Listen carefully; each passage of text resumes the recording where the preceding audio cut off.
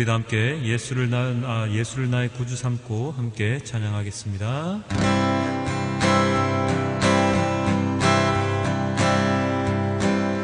예수를 나의 구주 삼고 성령과 피로서 거듭나니 이 세상에서 내 영혼이 하늘의 영광 누리도다.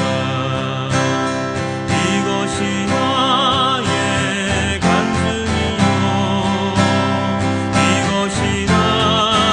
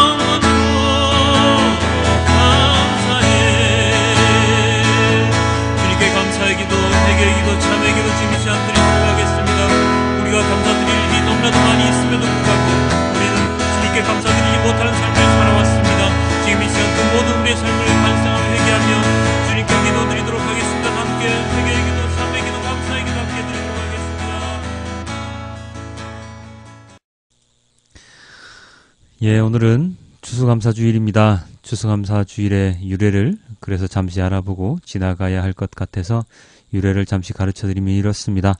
추수감사주일, 추수감사절이지요.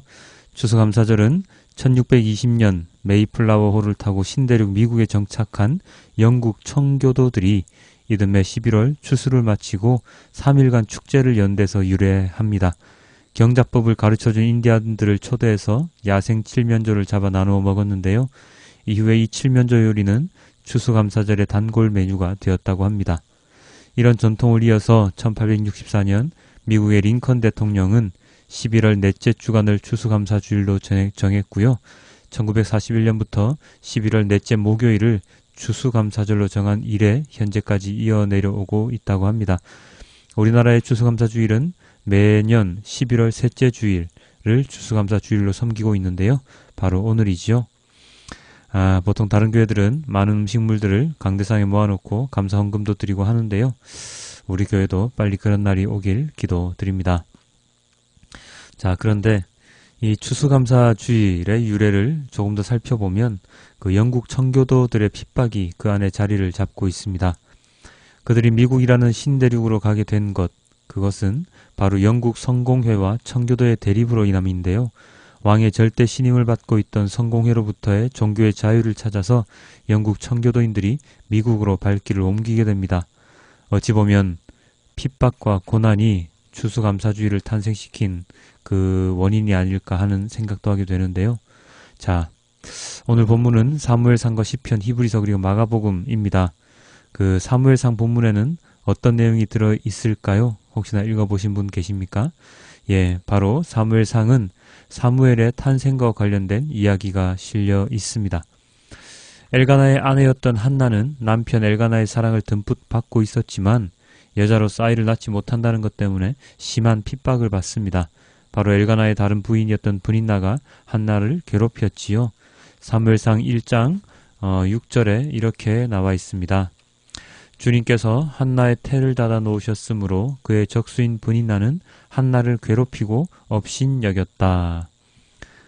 여자로서 아이를 낳지 못한다는 괴로움은 한나를 언제나 힘들게 만들었는데요. 그래서 한나는 하나님께 울면서 기도를 합니다. 1장 11절입니다. 한나는 서원하며 아뢰었다. 만군의 주님, 주님께서 주님의 종의 이 비천한 모습을 참으로 불쌍히 보시고 저를 기억하셔서 주님의 종을 잊지 않으시고 이 종에게 아들을 하나 허락하여 주시면 저는 그 아이의 한평생을 주님께 바치고 삭도를 그의 머리에 대지 않도록 하겠습니다. 이러한 서원을 하나님께서 들으셨던 걸까요? 제사장 엘리가 한나를 질책하지만 한나의 마음을 알게 된 그는 하나님께서 축복하실 것이라고 한나에게 이야기를 해줍니다. 예, 17절 말씀인데요. 그러자 엘리가 말하였다. 그렇다면 평안한 마음으로 돌아가시오. 이스라엘 하나님이 그대가 간구한 것을 이루어 주실 것이요. 그리고 나서 한나는 남편인 엘가나와 동침을 하게 되고 그 이후에 누구를 낳게 될까요? 바로 사무엘을 낳게 됩니다. 그 사무엘은 성경 속에서 대단한 선지자로서의 역할을 하게 되고요. 자, 사무엘의 탄생이 성경에서 참으로 중요한 사건이지만 오늘의 본문에서는 사무엘의 탄생보다 더 중요한 것이 있습니다. 자, 그것이 무엇이냐 하면 한나의 고통과 그 고통을 들으신 하나님의 응답이죠. 브닌나의 괴롭힘에 언제나 힘든 자리에 있었던 한나의 그 고통을 하나님께서 아시고 그녀의 태를 열어 아들을 주시게 됩니다. 만약에 한나에게 고통이 없었다면, 한나가 브닌나보다 더 좋은 상황에 있었다면 어쩌면 한나는 하나님께 자녀를 서원하겠다는 기도를 드리지도 않았을 테고 사무엘이라고 하는 걸출한 선지자가 탄생하지 않았을지도 모릅니다.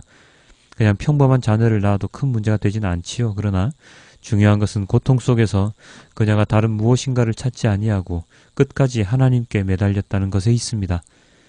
우리는 힘든 상황을 겪게 되면, 어려움에 처하게 되면 하나님을 찾는 것보다 세상의 어떤 것들을 찾는 경우가 많습니다.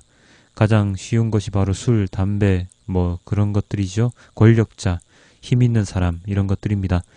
좀 더 심하게 되면 환각제도 찾게 되고 더 심하게 되면 자신의 목숨을 담보로 하는 많은 행동들도 하게 됩니다.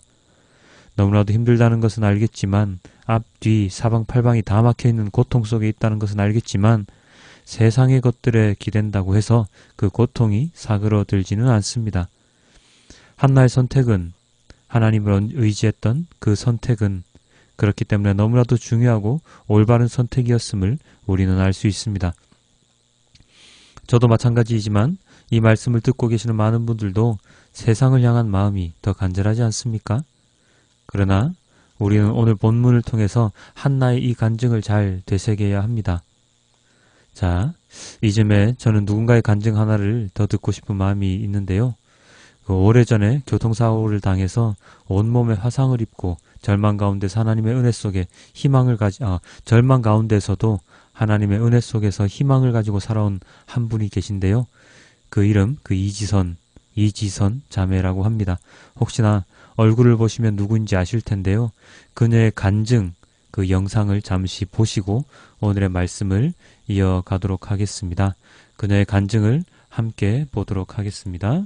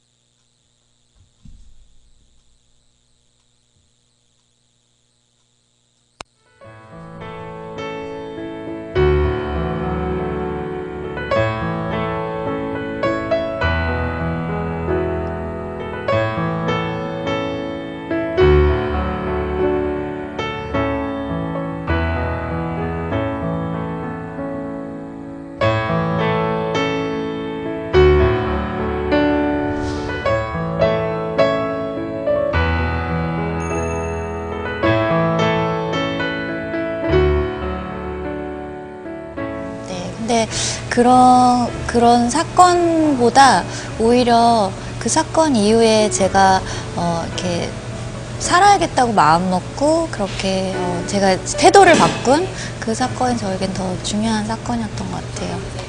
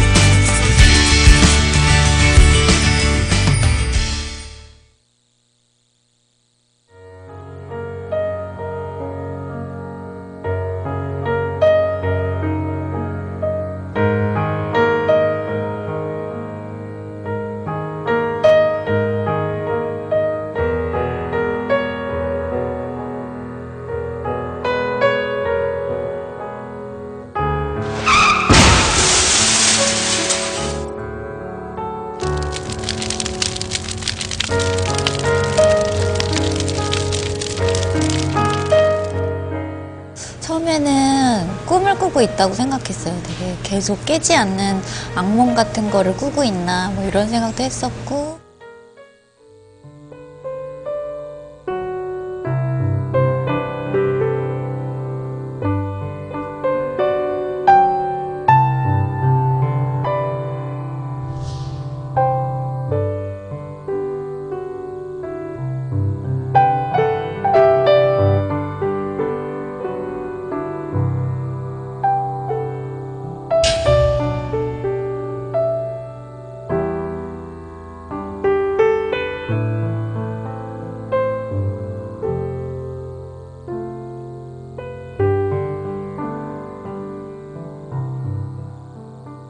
절망스럽고 뭔가가 계속 상황이 계속 나빠지고 있는 상황들이 계속되고 있었으니까. 근데 그런 상황 중에서 이렇게 다시 희망을 꿈꾸게 된 건 저는 그냥 감사를 찾은 일이 가장 큰 일이었던 것 같아요. 그래서 하루에 한 가지씩 이렇게 감사할 거리를 막 찾았어요. 하루 종일 오늘은 어떤 걸 감사할까 막 이렇게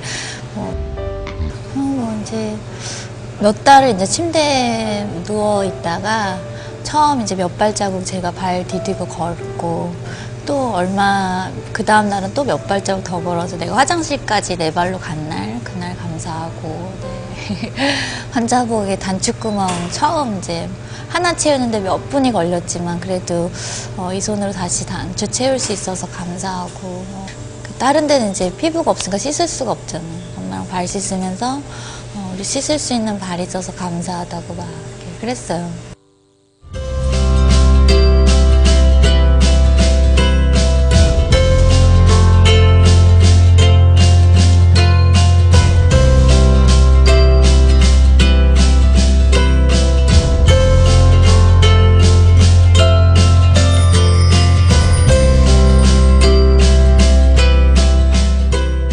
되게 말도 안 되는 감사인데 그게 힘이 되더라고요. 정말 자꾸 입술로 감사하다고 말하다 보니까 맞아 오늘의 작은 변화가 있었어 이런 생각이 이제 보이기 시작하는 거. 그러면서 이게 내일 또 다른 감사거리가 나의 내일에 있겠구나 그런 희망이 생기기 시작했던 것 같아요.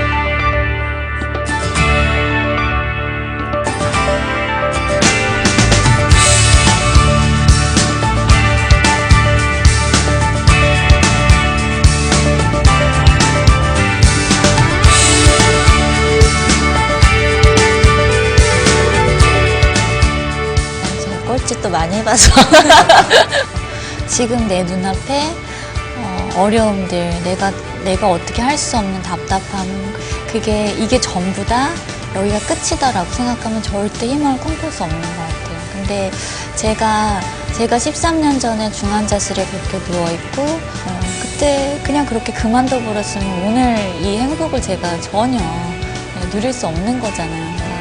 지금 학생들이 지금 오늘 보이는 이런 사건들, 내 눈앞에 보이는 일들, 집안의 문제들, 지금 오늘의 내 성적, 이게 끝이 아니라고 생각했으면 좋겠어요. 하루하루 쌓여서 지금 여러분들이 꿈꾸는 그런 내일을 그 희망을 진짜 눈으로 보게 되는 날이 있을 거예요.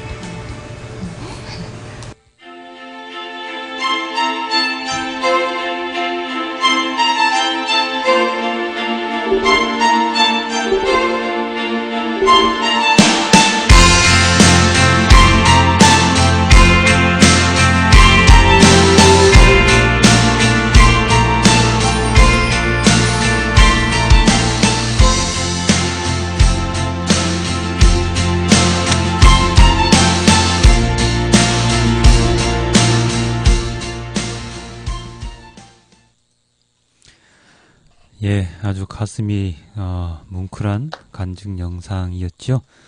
이지선 자매의 간증의 중심에는 바로 감사라는 낱말이 들어 있습니다. 고통스러운 사고를 당했음에도 불구하고 그 사고를 당한 것이 아니라 사고를 당한 것이 아니라 사고를 만난 것이라고 그 지나가다 옆 사람과 어깨를 부딪히는 그런 느낌으로 사고를 만난 것이라고 간증하는 모습을 다른 영상을 통해서 또 본 적이 있는데요. 이러한 이지선 자매의 간증은 하나님께 대한 감사로 시작해서 감사로 끝을 맺고 있습니다. 사실 엄청난 사고 후에 저렇게 하나님의 감사의 마음을 전할 수 있는 사람이 얼마나 되겠습니까? 그런데 이지선 자매의 이 간증이 우리의 간증, 또 나의 간증이 될 수 있을 때 우리는 진정으로 하나님의 자녀로서 살아갈 수 있지 않을까 하는 생각을 하게 되었습니다. 이지선 자매만큼은 아니지만 우리들도 언제나 힘든 상황을 맞이하지 않습니까? 꼭 이지선 자매만큼의 사고를 만나야 하는 것은 아니지요. 하루하루를 살아가면서 많은 아픔, 고통 가운데서도 우리는 그래도 생명을 유지하고 있습니다. 너무 힘들다, 아이고 힘들어를 연발하면서도 하루하루를 잘 버티고 있는데요. 살아가고 있는데요. 그 가운데 우리는 얼마나 감사한 마음을 가졌었는지를 반성하게 됩니다. 예전에 얼음물 뒤집어 쓰는 그 아이스버킷 챌린지라는 것이 유행일 때 SNS에서 그 기독교인들 중심으로 감사 릴레이도 이어진 적이 있었습니다. 저는 거기에 참여하지는 않았지만요. 잠시의 붐이라 그때 하고 지금은 사그러 들어버렸는데요. 얼마 전부터 저의 마음에 계속 들었던 것이 바로 감사 일기를 적는 것이었습니다. 오늘 이지선자매의 간증에도 나오듯이 하루하루 감사일기를 쓰면서 감사하는 마음을 매일같이 가지게 된다면 평상시에 아무렇지도 않았던 것들이 새롭게 그리고 진지하게 다가올 것 같습니다. 어지럽고 어려운 세상 가운데서도 매일 힘들다만 연발하지 않고 감사하는 마음을 가지고 하루하루를 마무리할 수 있다면 얼마나 좋겠습니까? 아마도 하나님께서도 이러한 마음을 더욱 아름답다고 여기지 않으실까 싶습니다. 숨을 쉬고 있는 것도 감사한 일이요. 이렇게 하나님 말씀을 들을 수 있는 것도 감사한 일이요. 그리고 이렇게 예배를 드릴 수 있는 시간이 허락된 것도 감사한 일이요. 또한 언제나 찬양할 수 있는 이 상황도 감사한 일이지요.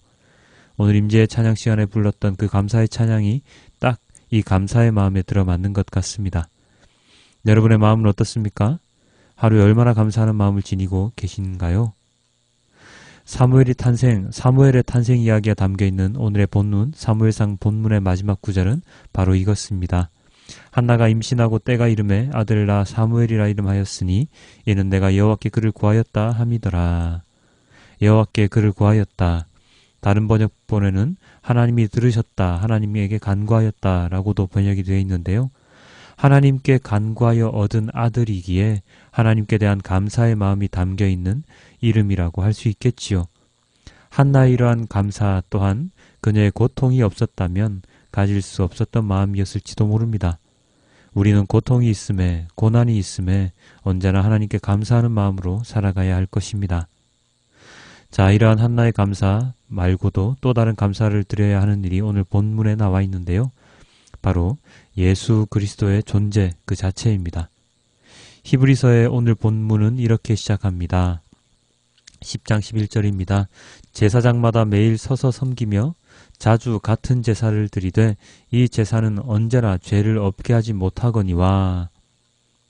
구약시대 죄를 용서받기 위해서는 누구를 통해서 가능했습니까? 그 바로 제사장들의 제사를 통해서 가능했지요. 그런데 그 제사장은 인간입니다. 그래서 인간인 제사장이 드리는 제사는 매년 드려야 했습니다. 그것은 죄가 영원히 사라질 수 없다는 뜻이지요. 흰옷이 계속 더러워지기 때문에 계속 빨아야 깨끗하게 할 수 있는 것과 같은 것입니다. 그런데 매년 드려야 했던 이 제사, 그리고 영원히 없앨 수 없었던 이 죄를 이 땅에 오신 예수 그리스도로 인해서 매년 드리지 않아도 되고 그리고 영원한 제사함을 받을 수 있게 되었습니다. 예수님께서 십자가에서 죽으심으로 말미암아 이제는 더 이상 제물을 바칠 필요가 없게 되었습니다. 예수님께서 어린 양으로서 단번에 드려진 화목 제물이 되셨기 때문입니다. 그리고 또한 예수님의 그 죽음으로 말미암아 우리의 모든 죄가 용서를 받게 되었습니다. 바로 예수님께서 흘리신 보혈로 인하여 우리는 죄를 용서받을 수 있게 된 것이지요. 히브리서 10장 14절과 19절입니다. 그가 거룩하게 된 자들을 한 번의 제사로 영원히 온전하게 하셨으니라. 그러므로 형제들아 우리가 예수의 피를 힘입어 성소에 들어갈 담력을 얻었나니. 그렇기 때문에 우리는 예수님의 십자가 사역으로 인한 우리의 구원 약속에 언제나 감사함으로 나아가야 할 것입니다. 우리에게 예수 그리스도께서 오시지 않았다면 우리는 영원히 헤어날 수 없는 죄악 가운데서 빠져 살 수밖에 없기 때문입니다. 예수 그리스도께서 이 땅에 오시지 않았다면 어쩌면 우리에게 구원이라는 선물이 전해지지 않았을지도 모르기 때문입니다. 그렇기 때문에 우리는 예수 그리스도의 이 땅에 오심을 언제나 감사함으로 살아가야 합니다. 크리스마스가 이제 한 달 조금 더 남았는데요. 크리스마스는 어떤 날입니까? 바로 예수님의 탄생일이지요. 근데 그 크리스마스가 예수님의 탄생일인지 아니면 산타클로스의 선물 주는 날인지 알 수 없게 되어버렸습니다. 우리의 생일에는 나를 태어나게 해주신 부모님께 감사하자고 빈말이라도 하면서 정작 예수 그리스도의 탄생일에는 예수 그리스도를 생각조차 못하는 일이 벌어지고 있는 이 아이러니한 세상 속에서 그럼에도 불구하고 우리는 예수 그리스도의 탄생과 십자가 사역을 잊지 않고 언제나 감사한 마음으로 살아가야 하는 것이 그리스도인으로서의 사명이라고 생각을 합니다. 예수 그리스도께서의 이 땅에 오심, 그것은 곧 우리에겐 감사로서 각인되어야 할 것입니다. 마지막으로 오늘 우리 마가복음 본문에는 예수님께서 성전의 무너짐을 이야기하고 계신데요. 이렇게 나와 있습니다. 예수께서 이르시되 내가 이 큰 건물들을 보느냐 돌 하나도 돌 위에 남지 않고 다 무너뜨려지리라 하시니라. 이 성전의 무너짐은 또 다른 사건을 이야기하는데 무엇입니까? 바로 새로운 성전의 건축이지요. 새로운 성전은 또한 무엇입니까? 바로 예수님의 부활, 예수님이 바로 성전 되심, 그리고 우리가 곧 성전 되는 것을 의미합니다. 웅장한 건물, 화려한 장식들로 치장된 성전의 모습을 보고 제자들이 너무나도 부러워하지만 그것은 진정한 성전이 아닙니다. 돈을 많이 들였다고, 크게 지었다고 그것이 대단한 성전이라고 일컬음을 받는다고 한다면 더 크고 더 웅장하게 성전을 지어야 하겠지요. 그러나 예수님께서는 그 건물의 웅장함을, 그 성전을 떠받치고 있는 모든 돌들이 무너져야 함을 이야기하고 계십니다. 그리고 그 성전의 무너짐을 통해서 진정한 성전의 건축, 예수님의 부활을 이야기하십니다. 오늘날 살아가는 우리는 여전히 교회의 웅장함, 대형교회, 아름다운 장식물들을 바라보면서 흡족해하는 경우가 많습니다.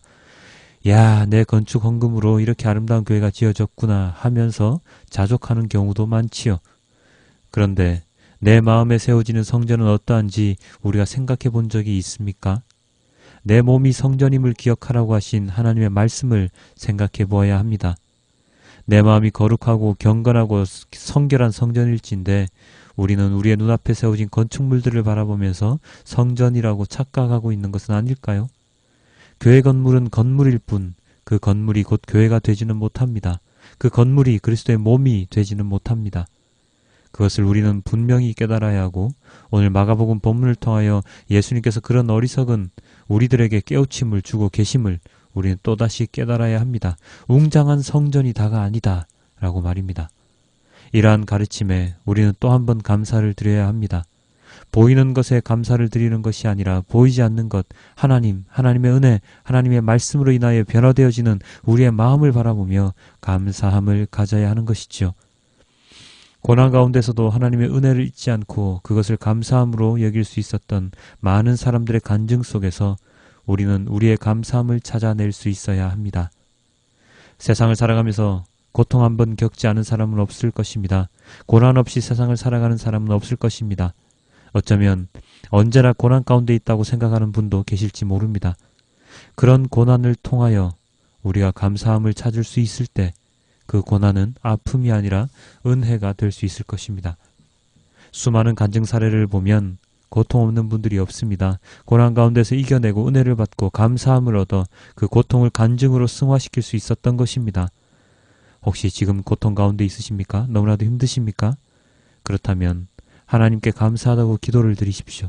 이 고통을 통하여 무엇을 배울 수 있을지 기도 드리십시오. 그리고 매일같이 감사한 마음을 가지고 하루하루를 살아가십시오. 저 또한 그렇게 살고자 합니다. 눈앞이 캄캄합니다. 지금 가지고 있는 모든 것이 다 없어져 버릴 것 같습니다. 눈에 보이는, 내 손에 쥐고 있는 것들이 사라지면 죽을 것 같습니다. 지금껏 이뤄놓은 성과들이 물거품이 되어버릴 것 같습니다. 그래서 포기하지 못하고 끝끝내 움켜쥐며 살아갑니다. 그렇지만 그것을 놓을 때, 그런 것들에 연연하지 않을 때, 그런 세상의 것들에 의지하지 않을 때 우리는 진정 하나님께 감사한 마음을 지니고 살아갈 수 있음을 오늘 본문을 통해서 알 수 있습니다. 한나의 그 간절한 기도, 예수 그리스도의 그 십자가 사역, 그리고 웅장한 성전이 아니라 진정한 하나님을 모시는 성전이 나의 마음에 있음을 깨달을 때 우리는 주님께 진정한 감사의 기도를 드릴 수 있을 것입니다. 주님께만 의지하십시오. 세상에 눈에 보이는 것들에 의지하지 말고 눈에 보이지는 않지만 진리신 주님의 말씀에 의지하십시오. 그럴 때 진정한 감사의 기도가 우리의 입 밖으로 흘러나올 수 있을 것입니다. 목숨을 걸고 메이플라워를 타고 미국으로 건너간 영국의 청교도인들의 그 감사, 그리고 불의의 교통사고로 좌절에 빠질 수 있었던 이지선 자매의 그 감사, 그 모든 감사의 마음이 우리의 마음에 함께 퍼져가길 주님께 기도드립니다. 추수감사주일에만 하나님께 감사하는 우리가 아니라 매일같이 주님께 감사드리고 감사의 기도를 드리는 우리 모든 성도님들이 되시길 주님께 간절히 기도드립니다. 오늘부터 감사일기를 함께 쓰는 여러분들이 늘어나길 또한 주님께 기도드립니다. 언제나 감사할 일만 넘치는 날들이 되길 주님께 또한 기도드립니다. 이번 한 주간 주님께 감사드리는 그 마음으로 살아가시는 모든 성도님들이 되시길 또한 주님께 기도드립니다. 다 함께 기도드리겠습니다.